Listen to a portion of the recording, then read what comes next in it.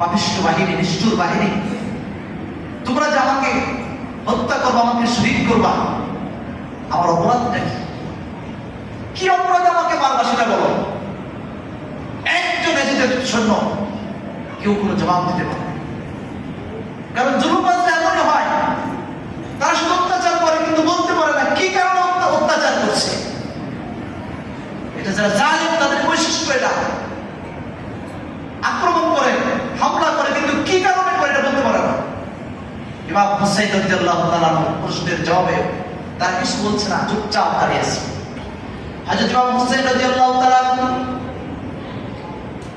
এবার জিজ্ঞাসা করছেন, ও ইয়াজিদের বাহিনী, তোমরা আমাকে শহীদ করবা, কিন্তু কিয়ামতের কঠিন ময়দানে আল্লাহ রাব্বুল আলামিনের সামনে আমার রাসূল সাল্লাল্লাহু আলাইহি ওয়াসাল্লামের উপস্থিতিতে কি জবাব দিবা? আমাকে হত্যা করবা, আল্লাহর দরবারে আমার রাসূল সাল্লাল্লাহু আলাইহি ওয়াসাল্লামের কাছে কি জবাব দিবা তোমরা বলো? কোনো কথার জবাব তারা দিতে পারে না, চুপচাপ দাঁড়িয়ে রয়েছে। এরপর হযরত ইমাম হুসাইন রাদিয়াল্লাহু তাআলা বললেন, তোমাদের মধ্যে কি এমন একজন ব্যক্তিও নাই যে আহলে বাইতকে, নবী পরিবারের সদস্যকে সাহায্য করবে? একজন কি নাই? হাল মিন নাসিরিন ইয়ানসুরনা, একজনও কি নাই যে আমাদেরকে সাহায্য করবে, আহলে বাইতকে সহযোগিতা করবে? একজন কি তোমাদের মধ্যে নাই? ইমাম হুসাইন রাদিয়াল্লাহু তাআলা তখন শেষ মুহূর্তে এই আহলে বাইতের কথা, আহলে বাইতের প্রতি আমাদের কেমন হওয়া দরকার সেটাও আমাদেরকে শিক্ষা দিচ্ছেন। আমার রাসূল সাল্লাল্লাহু আলাইহি ওয়াসাল্লাম সারাটা জীবন শুধু আমাদেরকে দিয়েছেন, কিন্তু একটা জিনিস আমাদের কাছ থেকে তিনি চেয়েছেন, উম্মত আমি দিলাম তো দিলাম, সব দিলাম, তোমাদের কাছ থেকে মাত্র একটা জিনিস চাই, আর কিছু চাই না, একটা জিনিসই চেয়েছেন তিনি, সেটি হলো আহলে বাইতের ভালোবাসা। বলেন না সুবহানাল্লাহ।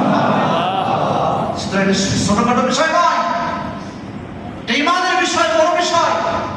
আপনি মুসলমান, আপনার কলিজার মধ্যে আহলে বাইতের ভালোবাসা থাকতে পারবে না, থাকবে না, এটা হতে পারে না। আপনি মুসলমান আর আপনার হৃদয়ে ইমাম হুসাইন, হাসান হুসাইনের ভালোবাসা থাকবে না, এটি হতে পারে না। হযরত ইমাম হুসাইন রাদিয়াল্লাহু সেই কথাটা জীবনের শেষ প্রান্তে দাঁড়িয়ে বলেছিলেন, নবী পরিবারের সদস্যদেরকে সহযোগিতা করবা, আহলে বাইতকে সাহায্য করবা, এমনকি একজনও নাই।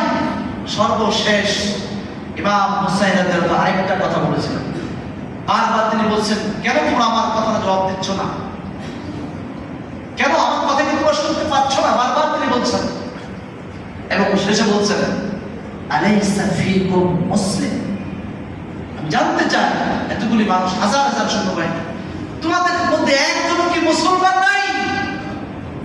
হুসাইন রাদিয়াল্লাহু তাআলা, কত বড় প্রশ্ন।